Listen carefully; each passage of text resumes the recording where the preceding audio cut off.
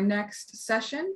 Before we kick off our session, we are going to hear briefly from our partners at Biologic. Biologic was a fire starter at our last fire conference, and they are back this year doing really exciting stuff. So Steve Sherman, their CEO, has a few words for us, and then we're going to transition to our session on greening Germany. Great, thank you, Barrett. It's great to be here at Fire, and appreciate the time this morning to get things started. Appreciate being a sponsor here at Fire. Plastics have a huge upside to our society, but there are also problems.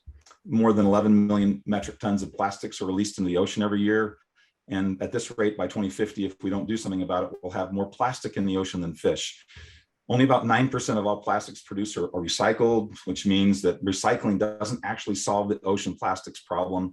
Microplastics are a huge problem as well, with it being estimated that humans eating over 40 pounds of plastic in their lifetime. Microplastics are everywhere.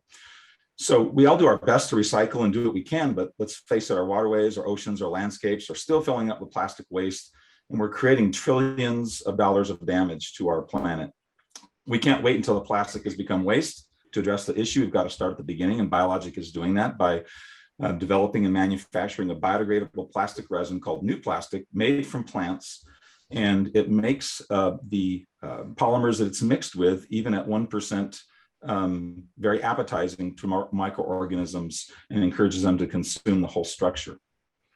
In conjunction with reaching out to our business customers, finding out what brands and what our B2B customers want, we commissioned a 2,000-person study in the United States to find out what people think of the environment and of new plastic. 80% of consumers think that plastic waste in the ocean is extremely negative. 90% were somewhat, very, or extremely interested in learning more about new plastic when they learned about it.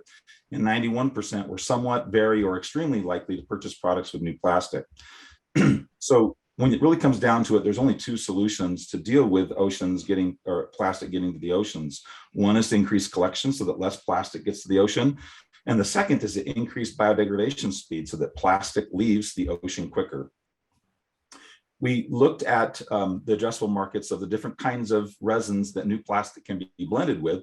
And we looked at how much of those resins are being produced. It's about 268 million tons. When we look at the addressable markets of places that new plastic can really show value in different markets and applications, and we look at the percentage of new plastic that would be used in those applications, we have shown a serviceable market of over $1.5 billion for new plastic. New plastic is the cheapest and fastest biodegradable biopolymer available. It not only works with the 1% of the biopolymers that are out there, but more importantly, the 99% of the plastic that's out there, the polyolefins, the polystyrenes, et cetera. It's the natural solution to a man-made problem of plastic pollution, and it works with existing capital infrastructure. We agree that reduce, reuse, recycle are important to our sustainable future, but there's more that we can do. With new plastic, companies can not only meet their sustainability goals, but they'll also achieve greater brand equity, competitive advantage, and operational efficiencies. New plastic is a great solution for making making plastic.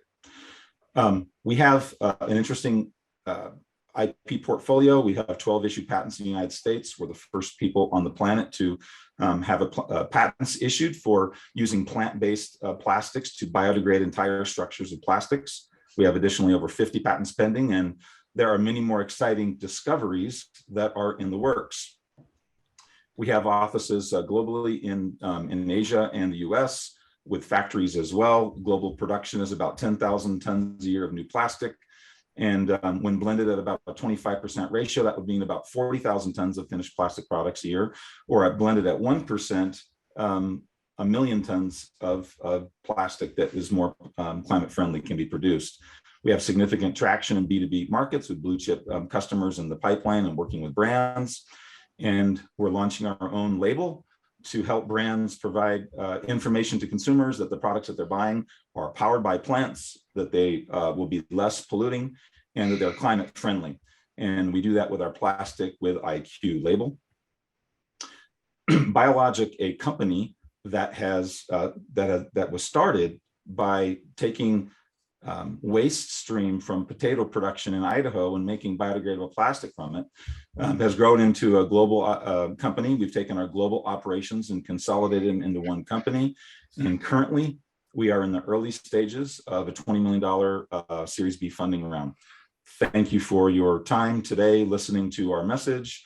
We appreciate being at FIRE. We appreciate the process of going from being recognized as a fire starter, being recognized as people who are out there trying to change the world. Appreciate the rest of the people on the panel today. Thank you very much. Steve, your timing is impeccable. Best 5 minutes I've ever seen. Practice makes perfect. So Biologic is really an amazing company. And so it sounds like you guys are looking for investors. Anything else in particular? No, we're growing and scaling on both continents. And as we have more orders come in, looking for funding to help increase that operational growth. Awesome. Thanks, Steve. So with that, I'm going to turn from one Steve to another and introduce Steve Sokol, who is with the American Council on Germany. Thank you, Barrett. And it is a delight to be part of FIRE. I want to thank all of our guests for tuning in for this session, which is titled Greening Germany's Political Future. As Barrett said, my name is Steve Sokol. I'm the president of the American Council on Germany, and I am delighted to be moderating this panel. I am joined by two old friends, Sascha Müller-Krehner. He is the executive director of the Deutsche Umwelthilfe e.V. In English, that means the Environmental Action Germany. It's an independent nonprofit organization which was founded in 1975 and is focused on environmental and consumer protection. Sascha, herzlich willkommen. Dankeschön. Thank you. Also with us from Berlin is Richard Teltschik. He is Senior Foreign and Security Policy Advisor to Bundestag member Knut Abraham.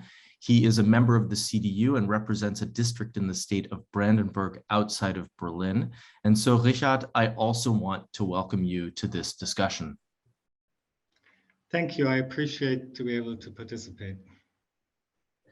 So the three of us have about half an hour, 40 minutes to chat a little bit, and then we will have time for Q&A before we have a hard stop at the end of the hour. To our viewers, if you have questions for our speakers during the conversation, please put them in the chat. I'll either fold them into the conversation or we'll call on you directly during the Q&A portion of the event. And if your question is directed to one person in particular, please say that in your chat message. So in light of the news that we're all following closely about armed conflict in Ukraine, I'd like to sort of widen the aperture of our conversation today from what might have been intended when this panel was initially conceived. In the past week, we've seen a tectonic shift in Germany's foreign and security policy. Last week, Chancellor Olaf Scholz halted Nord Stream 2, probably for good. Shortly thereafter, the German government announced that it would provide weapons to Ukraine. And last Sunday, Chancellor Scholz spoke before a special session of the Bundestag and committed to delivering weapons to Ukraine, increasing Germany's defense spending by 2% of GDP, and investing 100 billion in the Bundeswehr. He also talked about reducing Germany's dependence on Russian oil and gas.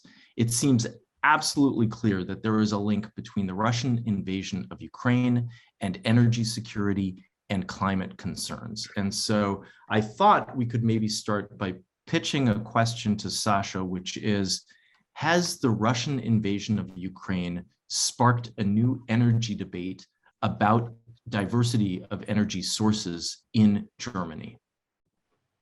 Well, Steve, thank you, and it definitely has. It has brought home to everyone who didn't know or didn't want to know, which I guess in some cases was the case, that we are dangerously dependent on the imports of fossil fuels, that this dependency is a problem, that there is not just a free market where we can buy the stuff off the shelf, that it's a very politicized market. In this case, it has been a weaponized market. So we are obviously particularly dependent on Russia. Germany gets 55% of its gas from Russia, lots of its oil and coal, but in particular the gas is a problem because it cannot be easily replaced. So what Chancellor Scholz said in his speech, and which was also well negotiated, discussed with the Greens in government in particular, was that, in addition to diversifying and in addition to getting rid, in particularly of gas over the short term, or the parts of the gas, the rollout of renewable energies in the electricity sector would have to be accelerated. So the goal now is, and this will go into Parliament, the legislative package, to have 100% of renewables in the electricity sector by 2035. Additional challenge will be, and that will be more difficult, to accelerate renewables in the heating sector too. All kinds of other difficult choices around coal and LNG. Maybe we get to that later to discuss, but let me just quote someone who was normally considered not to be a friend of renewables or climate policy, but the leader of the pro-business Free Democratic Party in Parliament, who in his speech after Scholz's speech coined the phrase that renewable energies are freedom energies. And this is exactly the point. It's not only a climate policy choice, it's a strategic choice that Europe has to make. Mm-hmm. So related to that, and you started to talk about this, I guess there's sort of two timelines that I'm thinking about. One is, how is Germany going to reduce its dependence on Russian oil and gas in the short term? And is the German public and German business ready for even more price increases in the short term? But then also, what does the longer term development look like? Well, the price increases are a problem. They have been a problem in this winter, and everyone who had eyes and ears and listened knew what was coming. So because the Russians had very strategically already emptied storage facilities and things like that, stopped to provide gas through the pipelines in the Ukraine. So when everyone basically could add those data points and know that something was coming. So there are a number of things that can be done in the short term that have been done this winter, buying up LNG from everywhere. We need compulsory storage facilities. We don't have that. We have to basically we have to re-establish government control over the liberalized gas market, because it's a strategic resource, and we cannot allow. There are a number of Russian companies. Gazprom owns the largest gas storage facility in Europe and has allowed it to fall empty to the beginning of the winter. We cannot allow those things anymore. We have to roll back some of the liberal gas market legislation.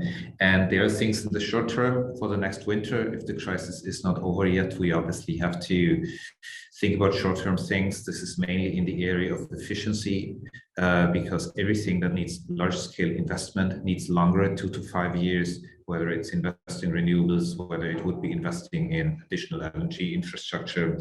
But it will be extremely tight. And that's kind of the consequence of, ignoring the signs on the wall that were there over the last decades. Mm-hmm. So, I mean, Sasha, some of these things are obviously going to take time. I mean, Germany has said it will build 2 ports for LNG. It's going to start with that immediately, but that sort of construction takes time. It's not going to happen overnight. And if I may say, that's one of the questions that we're just discussing with the government. We've always said we don't need those. We have overcapacities. Well, part of those capacities might now be off the table, the Russian capacities. Mm-hmm. So we don't have that there yet.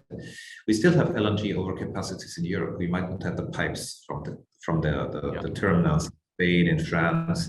But the shocking thing really is that both the German government and the European Commission were so underprepared. They don't even have the data. They don't know what the capacities will be enough. And why is that? I asked the ministry and they responded, well, we don't know because we have no one working on it, because we always thought that's a liberalized market. So they don't have a desk officer who knows those things. So those things really have to happen. So we'll come back to sort of energy politics and energy policy in just a minute, but I'd like to bring Richard into the conversation and talk a little bit about the foreign policy dimension of all of this. Because after 16 years in government, the party of the parliamentarian that Richard works with, the Christian Democrats, is now in the opposition. It's not part of the government, and yet we all witnessed a major policy shift when it comes to foreign and security policy in the speech by Chancellor Olaf Scholz, who's a social democrat. And so, Richard, I guess I'd like to start by just asking your general reaction to the speech by Olaf Scholz. Were you surprised by his policy shift? Yes, we were very much surprised and positively surprised, because Scholz basically announced he would do a lot of the things that we've been demanding for a long time, and things that were prevented by Scholz as a finance minister in Merkel's government from happening. Though we're not entirely convinced yet that this declaration that's happened Sunday will actually turn into the policy that we would be able to support. There has already been backpedaling by Scholz's party and the Greens. They would like to divert some of the funds away from the military. They are not happy that the military is getting all that much money at once. The good thing is the Social Democrats and the current governing coalition needs our approval if they want to change the constitution to create this $100 billion or euro fund, like special fund for the military. And so we will be able to put some influence and avoid some of the backpedaling. What I heard already was Scholz announced not just would we get this special fund of 100 billion, but we would also have a regular budget above the 2%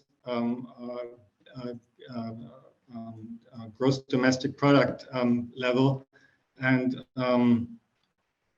that has already been taken back. Basically, today we heard that they will use the 100 billion fund to supplement the defense budget that is currently set up to actually decrease over the next years.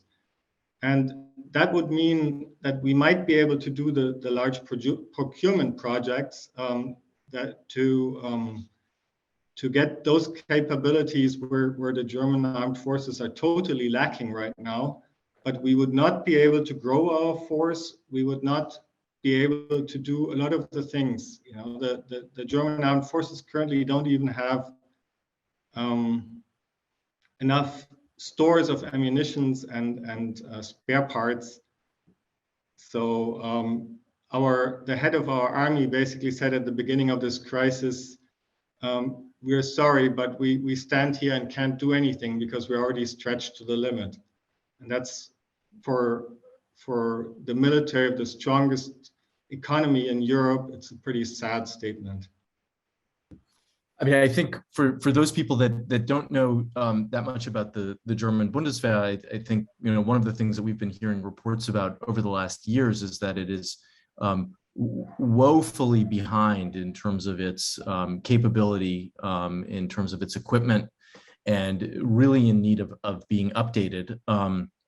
It was interesting over the last few days to see some of the public statements by Annegret Kramp-Karrenbauer, who's also a Christian Democrat and former defense minister, where she basically said we missed the signs of what was going on in Putin's Russia and what Putin might do. And the fact is that Germany is just not prepared for this current situation. And so it was interesting to hear you, Richard, say that your party has been demanding a number of these moves that Olaf Scholz stated for a long time. But of course, your party was in government for 16 years. Do you think that a policy shift when it comes to foreign policy, but also the kind of energy policy things that Sasha was talking about, could have taken place with a CDU-led government and parties like the Social Democrats and Greens being in opposition? Or do you think it had to happen now with this sort of transition to a new government? I think one of the main reasons this hasn't happened before was a policy approach by the German government that was based on a lot of wishful thinking and not on the facts on the ground. Basically, Germany got comfortable just dealing with soft power issues. We're really good at that in certain areas, but especially Chancellor Merkel, at the beginning of each crisis, as the first thing, basically announced that there is no military option here. Basically took the military option off the table, and whenever the German military was used, it was always in non-combat circumstances. It was not in, we were doing a lot, but not doing the dirty work. We asked the Americans to do the dirty work in Afghanistan for us, which to the German military was kind of an embarrassing thing. They would actually prefer to do what they've trained for, and but there was no political consensus to let them.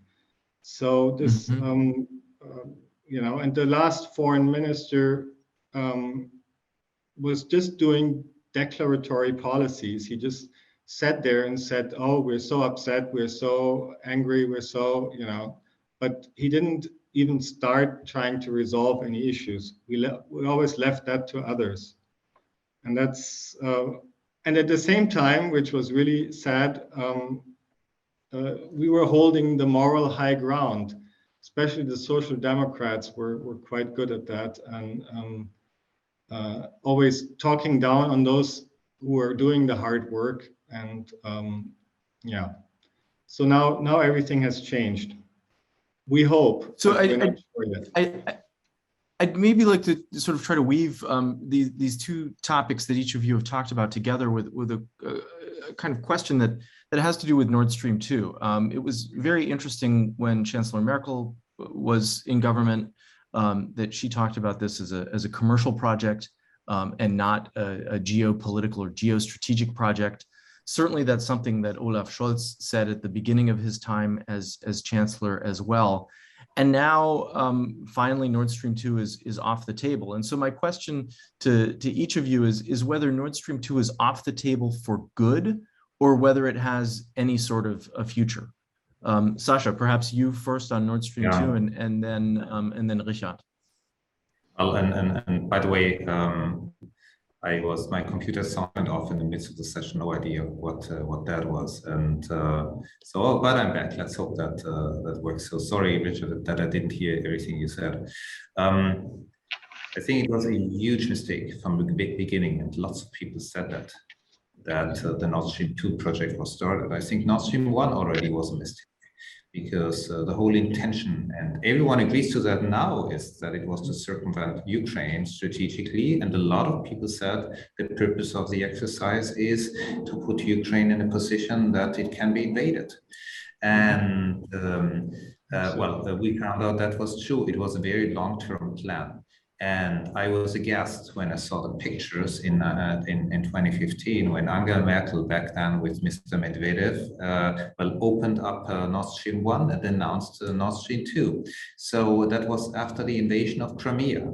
So you could know what the character of the Russian regime was at that point. Nord Stream 2, and we had advised the government, and they actually chose to do that, to use the certification process for the pipeline. and to stop Gazprom being declared as a reliable grid operator. And I guess we would all agree today that Gazprom is not a reliable grid operator. And but that's that's been a bureaucratic measure, and it's been right now. It will not operate over the next months. The company, by the way, the Nord Stream 2 company, has declared insolvency 2 days ago. Yeah. But as long as the pipeline is still there, it is also still on the table as bargaining chip with the Russian government. And I firmly believe that it should not be on the table, but that we should finally declare it dead. We obviously also have to start conversations around Nord Stream 1, but that's more difficult because right now it's running at full capacity while we're speaking, while Germany, Western Europe is buying Russian gas, financing the war, and through Nord Stream 1. And that's more difficult because those capacities will get us through the winter right now, but I guess we have to organize the energy transition very fast, that when the situation escalates, that we can also do without Nord Stream 1. Mm-hmm. Thank you. Richard, any thoughts on Nord Stream 1 or 2, but specifically, your sense of whether Nord Stream 2 has any sort of future whatsoever at this point? I don't think it has a future. I think it was. I agree with Sasha. It was a huge geopolitical mistake to even approach something like that. I find it quite interesting that we don't have a gas crisis right now, because even though there's a war, we still have a full supply of gas from Russia. We're still paying Russia. We left those banks unsanctioned where the payments go through for the gas. And I don't think that's a very smart thing. I mean, I think we need to cut off as quickly as possible. I heard currently we would have enough gas to get through the winter. We could supplement the storage that is, I think, about 30% full right now with LNG from other sources. I think the following year, the following winter will be tougher if there is any cutback in supply. But I think the political decision to cut off any energy supplies from Russia should be made very soon. But I have to remind our American friends that America is buying a lot of oil from Russia. And, we responded to your request with Nord Stream 2. So please stop buying oil from Russia. I think I'm quite certain there are other sources. You could talk to your Arab friends. They'd be glad to supply them. It might be more expensive than the Russian oil, but we don't really want to feed that nasty man and his kleptocrats anymore. If we want to get rid of these people, and if we want to have the Russian people get upset at their leadership, we need to cut off their sources of wealth. That's what I think. And certainly this is something that's being discussed and debated here in the US. You talked about political decisions, and I'd like to talk a little bit about sort of how the years when Angela Merkel was in office, decisions were made that really characterized energy policy. There were two big political decisions that were made. One was the Energiewende, and the other was the Atomausstieg, so the energy transition away from fossil fuels and toward renewables, and also the phasing out of nuclear power. The Green Vice Chancellor and Minister of Economics and Energy Policy, Robert Habeck, has been pretty outspoken in recent weeks about the fact that Germany has not met its targets when it comes to renewables, and that in the years ahead, it does not look likely that it will. He also recently said that his ministry was looking at whether or not it should keep some of its nuclear reactors online for a little bit longer. A number of plants were phased out in 2021. Others are supposed to be phased out in 2022. It really seems to me that Germany finds itself in quite an energy conundrum at the moment. And some of our viewers have actually asked whether Germany is likely to lift its ban on nuclear power. Sasha, perhaps you first on this energy question and what the energy strategy is for Germany moving forward. And maybe just one sentence in the past, and the problems that we're having now are also a consequence of the previous government stifling the build-up of renewables in the last years. It has almost come to a stop. And Angela Merkel is, as always, giving lovely speeches around climate change and about climate policy that came across very well, but the substance was more sobering. But well, that's the situation we're facing now. Now, I don't think nuclear is the option for all kinds of reasons, but the most important reason in that context is that we don't have an electricity problem. And nuclear, we still have 3 reactors running. They're supposed to get off the grid end of this year. I'll spare you my anti-nuclear speech, but the most important piece is they produce electricity. We don't need electricity. We have enough electricity. We need heat. Heat is the problem. And when we have to reduce heating in Germany, mostly comes from gas. Same for industrial processes. And if we have less gas from Russia, then we have to replace it either by efficiency or by renewables or by coal. So I don't believe that extending the lifetime of nuclear is an option, but at some point we probably have to discuss whether we add a little bit of flexibility to the coal phase out. And in fact, if you look at coal and gas from a climate perspective, gas is not necessarily much better than coal because the methane emissions coming from the gas drilling. So, so in this overall strategy to get out of fossil fuels, I think we might go a little bit faster on gas, a little bit more slowly on coal. But besides of that, we also have to find out what flexibility do we have in the European gas markets to get LNG from other places. And as I said before, we do not actually know. Those LNG terminals, by the way, that are being planned, I'm of the view that we have to look at those options very closely, but even if we do them very fast, they will need a minimum of 3 to 5 years. And Richard knows that, and others might know that. Normally, those projects in Germany need much, much longer. This is not China. And we obviously have to accelerate planning process for those things. And while I'm at it for that matter, obviously for renewable energies too, we need a more streamlined bureaucracy that has to stop using fax machines, but should switch to computers. Just to give you one example at this conference.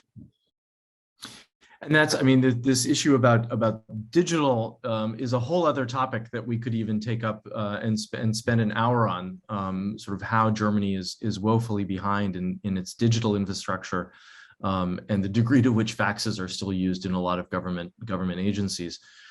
So Richard, I'd like to come back to you though about this question related to both the Energiewende and the Atomausstieg, right? The energy transition and the phasing out of nuclear power. In recent weeks at the American Council on Germany, we've had a number of guests, and the topic has come up of whether or not Germany might postpone the phasing out of nuclear power, and all of our speakers have emphatically said no. This will be phased out by the end of the year. Do you agree with what Sasha was just saying, or is your take a little bit different? Well, since being anti-nuclear has been one of the core ideologies of one of the government parties, the Greens, I don't think we will have nuclear at the end of this year anymore. I think we have the safest, the most productive, the best nuclear power plants. Those 3 that are being phased out are not at at the end of their life, they could be left running, even if it's, I think they have something of like 71 terawatts of electricity. It's not a large share of the overall consumption anymore, but to shut them down doesn't make sense at all right now. I would keep them running. It's also the position of my member of parliament, Knut Abraham, that we need to keep them running. But we are a minority, you know. There's since a Christian democratic chancellor was made that decision to get rid of it, it's difficult to come back from that. The problem with alternative energies in Germany is that a lot of the private initiative that you need has been drowned in bureaucracy and tax laws that are completely absurd, that keep people from putting solar cells on their roofs. And you know, like every ministry in Berlin has tried to interfere and add layers of bureaucracy and make money of it. And the decentralization of electricity production in Germany has been hindered by that massively. It would be easy if you take away those layers of government interference, to have much more at the current electricity prices. You would have people building that stuff on their own roofs, much more frequently than it currently happens, because it's such a pain in the neck to do that. I tried it myself, and I put a solar cell on my balcony, but putting it on the roof of the house for the entire house is, you need to hire consultants in Germany, and pay them in order to go through all the different options. It's a mess, and it's unnecessary. And I hope the current government will break through that mess and get us into a better future for alternative energies, which already supply. There are certain days when all of the electricity in Germany is supplied by alternative energies. You know, imagine that. We lack storage right now. You know, there's no solution to store energy when there's no sun and no wind. But we are we're moving in the right direction. I'm not entirely, I'm not speaking for the CDU or for, you know, for my member of parliament. I'm speaking, it's my personal opinion here, just to make sure.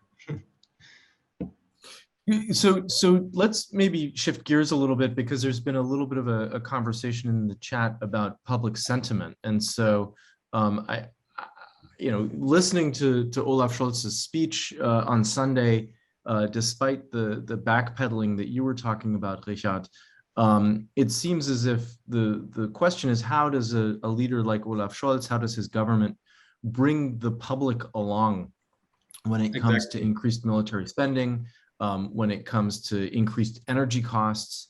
And one of our viewers wrote, you know, do you think that the German people would support the immediate stop of the import of Russian oil and gas, and take into account higher prices and possibly cold homes if Germany, for example, does not take that? Richard, maybe starting with you this time, and then Sasha, what is the public sentiment around these policy shifts, and particularly the energy issues that could lead to even higher prices for Germans?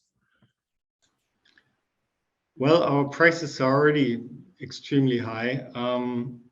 I think the public would go along if we could do something to hurt Russia and to stop them from attacking, and to force them into a compromise of some kind. It's difficult to say. I think the bigger problem with getting the public along is in the defense area, where there is a naive and ideological pacifism in Germany in many areas, and Scholz will get big problems with the left wing of his party and the left wing of the Greens, who have not been asked ahead of time. He gave this speech without asking the parties or even the parliamentary faction in advance.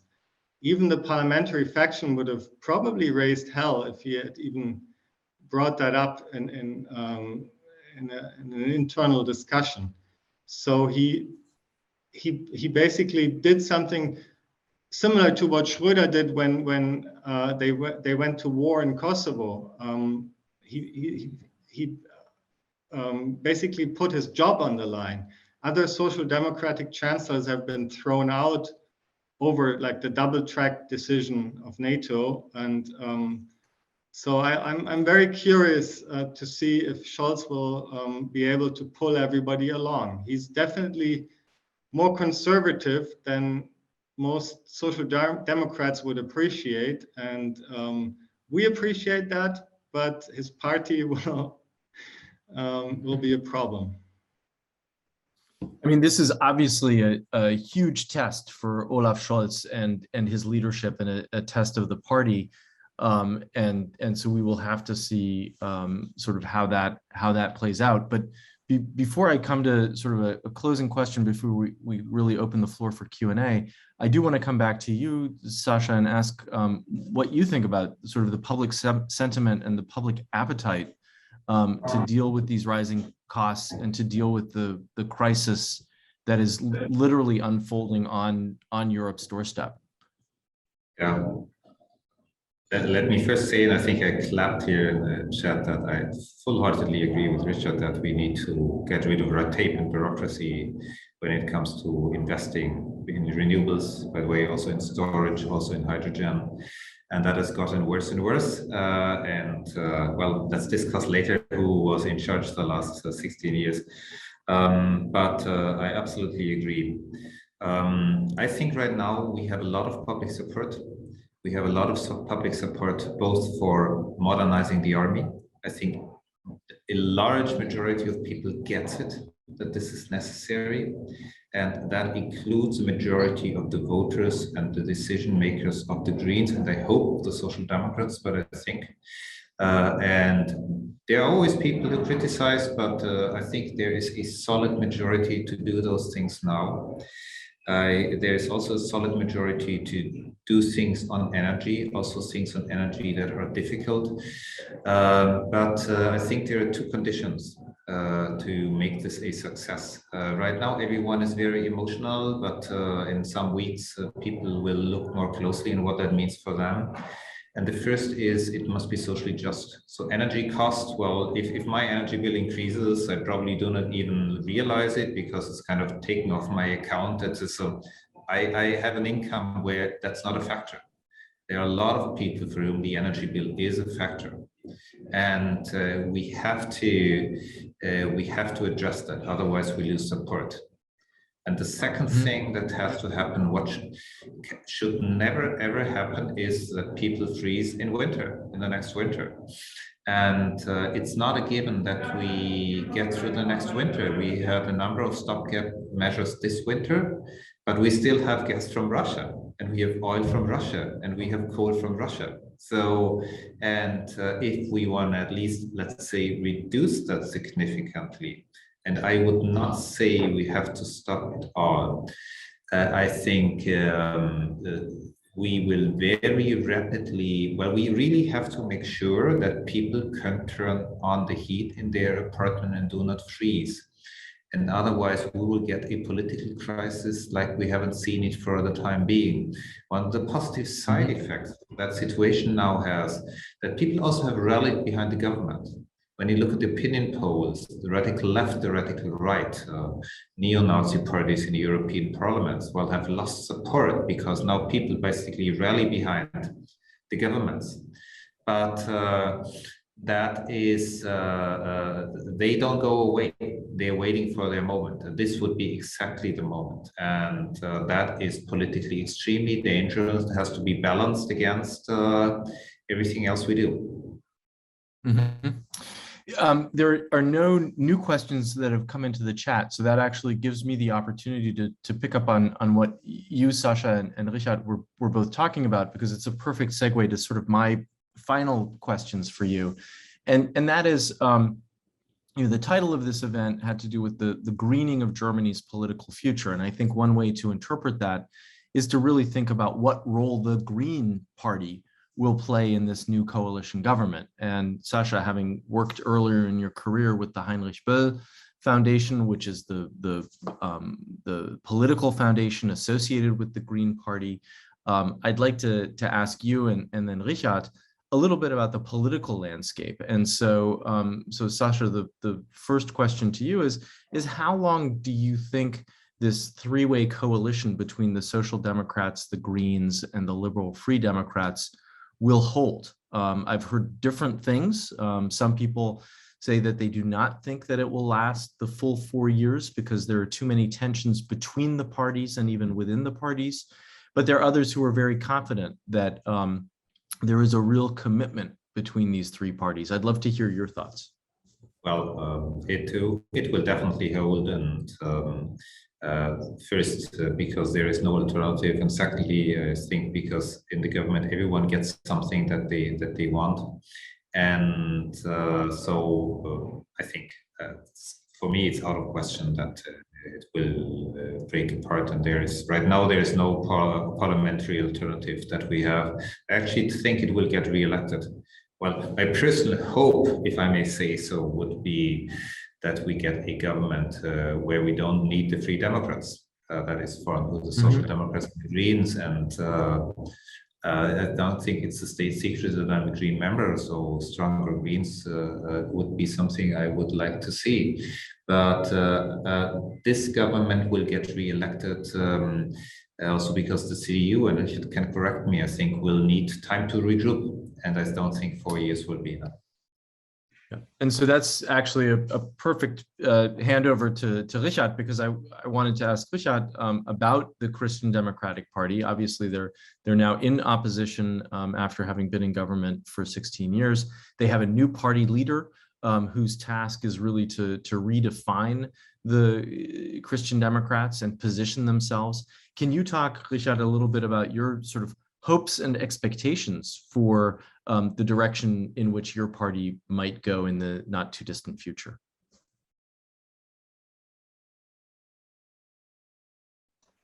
Richard, you're muted if you're talking.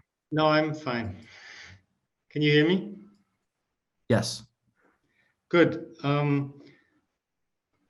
Well, we do have a problem with Scholz taking away our policy issues in the defense area. But I'm quite confident that he will not be able to deliver what he promised last Sunday, unfortunately. The forces, his party is quite strong behind him, and he needs his parliamentary faction. They have a parliamentary leader, a faction leader in parliament who took a long time to realize the dangers coming from Putin, who was only like 10 days ago talking about dialogue and partnership, even partnership with Russia. So I'm not sure they'll all fall in line, and the Social Democrats have a long tradition of damaging their own leaders. The CDU is actually in a much better position than you would think. We have Friedrich Merz as the new leader of the party and a parliamentary faction. He is not a beginner in this game like many others before him, but he's been in that exact same position before, just before Merkel made her claim to power and pushed him out. He took a time out from politics and went into business. He's a corporate lawyer. He was on the board of important companies in Germany and gathered what I think is very important knowledge and experience that adds to his political career. And you know, he's a strong speaker. He has leadership skills. You can already get the feeling within the party that things are moving in the right direction, that there is leadership. We did not have strong party leadership through the last two heads of our party, if I may say so. I might get criticized for that, but the last two leaders of the Christian Democrats did not have the popularity or the aura or the ability to publicly speak to convince a large group of people. Also, the Christian Democrats did under Chancellor Merkel move a little bit to the left politically, and I think Merz will be repositioning the CDU in the very center, but will not be cutting off the more out there wings of the party, but he can actually represent the whole spectrum, and that would enable the CDU to regain a majority against which no government can be formed in the next election. I'm quite certain of that. We've already bypassed the Social Democrats in the polls, and I think we're moving in the right direction here. Well, it will certainly be fascinating to watch how the German political landscape evolves in the months and years to come. There are at least two questions that have come into the chat. One of them I'm going to give to you, Richard, and the other one to you, Sasha.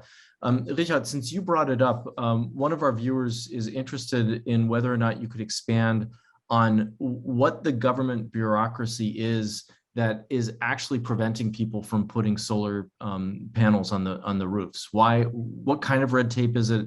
Why is it so difficult? Well, I'm actually not an expert on those issues. You should probably put that question to Sasha, because he actually works on them. I could just tell you a tiny little spectrum where I experienced it myself. You know, I know that the only thing I know really well is that if you want to put a large solar array on your roof, for example, you need to basically found a company, and that can be taxed by the government, which is really ridiculous. And because you're actually an electricity producer, you're considered a corporation. And you know, just that fact is so absurd. It's beyond reason. And Sasha actually just put something in the chat, so I'm guessing Sasha has something to add to this. Yeah, Sasha is the expert on this. Okay. The largest problems we right now have for wind were the planning restrictions, and the planning times and building times are much too long, and that has to be streamlined.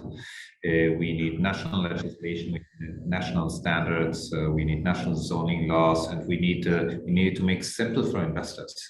That they have the same rules everywhere. And for solar, there are all kinds of people investing in solar, but also in storage.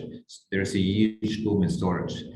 And there, the whole fiscal and financial framework, it's a huge mess. I could talk for hours about that, but it has to be made customer friendly, and simply because people want to do that. They want to have their own energy in the house. They want to have their own storage in the house. People are willing to pay for that. That's not the problem. The problem is that, well, red tape makes their life miserable. Mm-hmm. And then, Sasha, while I've got you, one of our viewers submitted the following question, which is, since Germany is dependent on gas for heat, how realistic are the plans for green energy, and how will Germany replace its dependence on natural gas? Well, as I said, electricity is relatively easy. It's kind of a plan. Heat is more difficult. not only because of the high dependency on gas, but also because renewable alternatives are less advanced. Now, I was actually part of under the past government of a working group of the Economic Ministry on renewable heat.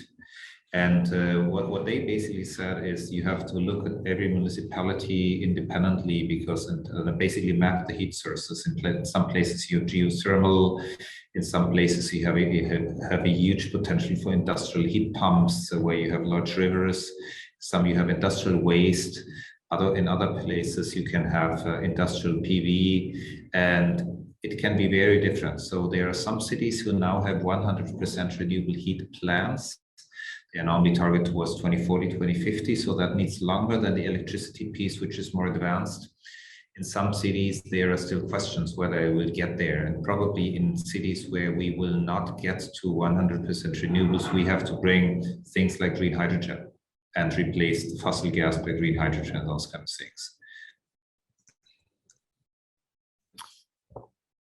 Thank you very much. So we are just at 12:55 by my watch, and I am looking to our hosts to see if we can get a final statement from each of our speakers, or if this is the drop dead time of our do you want to do it? Well, it's not exactly drop dead, but we want to give people time to move to the next thing. So if everybody wants to, if you both want to do, or all three of you want to do like a really brief kind of closing thoughts.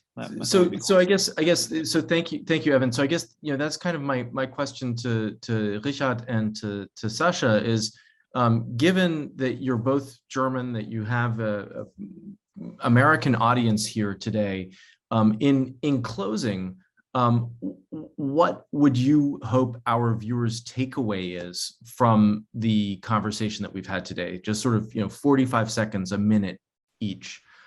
Since we started with Sasha, why don't you go first, Richard, and then we'll give Sasha the final word. What you should go away with about Germany is the fact that Germans don't like change very much, and currently a lot is changing in Germany. There's a giant pressure on us to get back to reality, to get out of that Cold War and post-Cold War bubble and play a role in the world that is adequate for a country of our economic power and size within Europe. That's really positive. In many ways, we are also a leader in getting into alternative energies and trying to do something against climate change. That's a very good thing. That's something the world needs, and so I'm quite optimistic. I do believe that the current government might not last 4 years, and politically, the FDP and the Greens do have a better partner in the CDU to move the issues forward. So I don't give up hope that there might be problems coming from all that change that's going on right now for the current coalition that they are not aware of yet. Thank you. Thank you, Richard. Sasha, the last word goes to you. I took a bit of a look at the chat in between, and by the way, great questions, conversations going on, and a number of people observed that this is a transformative moment, obviously. And well, the thing about a good crisis like that is that, well, it focuses the mind. It should focus the mind, so that people will think like more precisely about the options that they have, because you have time to postpone and ponder. And that for me, the key takeaway is that the energy security debate and the climate debate, they're the same thing. We have to solve them together. And right now we're in a situation where it can go both ways. It can go down the drain, or we can use that as a huge push for modernization of our economy, being more climate responsible, increasing our security. And that's what I hope to get out of that. And by the way, thank you, Richard, for that coalition offer with the CDU. We'll take it into account. Great, thank you. I love it. That's a very happy. Go ahead. No, I was just going to say a huge thanks to Richard and to Sasha for this conversation. I take away a lot of this, and if I allowed, I just have a 30-second comment, which is that I think Olaf Scholz was elected as the chancellor who personifies continuity and change. And this crisis that we're all experiencing is a true test for him.